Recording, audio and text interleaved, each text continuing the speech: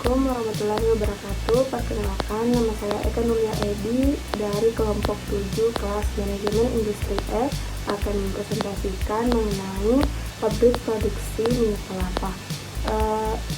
Salah satu teman kelompok saya yaitu Surya Ali Aziz sedang berhalangan hadir, namun telah berpartisipasi dalam pembuatan miniatur pabrik produksi ini. Pabrik produksi minyak kelapa merupakan fasilitas industri yang mengkhususkan diri dalam ekstraksi minyak dari kelapa. Proses produksi di pabrik ini dimulai dengan pengolahan kelapa mentah menjadi bahan baku yang siap untuk diekstraksi. Adapun proses produksi dari pabrik minyak kelapa yaitu yang pertama merupakan tempat penyimpanan awal atau bahan mentah dari pabrik tersebut.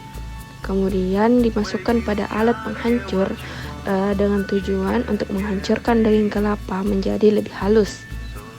Setelah itu, daging kelapa yang telah menjadi lebih halus tersebut dimasukkan dalam alat pendidih untuk memasak dan mendidihkan kelapa agar menjadi minyak kelapa.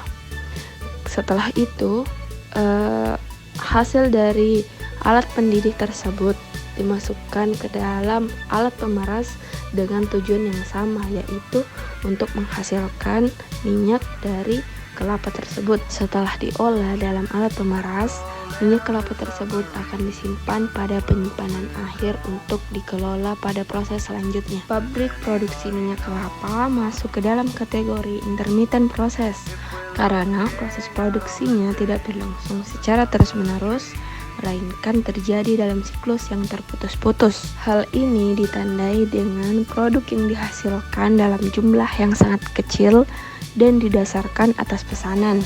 Hal ini menunjukkan bahwa produksi dilakukan dalam jumlah yang sangat kecil dan tidak dalam skala besar yang biasanya terkait dengan proses produksi massal. Kemudian, mesin yang digunakan dalam proses produksi bersifat umum untuk menghasilkan berbagai produk dengan variasi yang hampir sama. Dalam pabrik ini, alat produksi yang digunakan yaitu alat penghancur kelapa, alat pendidih atau pemanas, dan alat pemeras kelapa. Kemudian, ciri selanjutnya yaitu persediaan bahan mentah dan bahan dalam prosesnya lebih tinggi.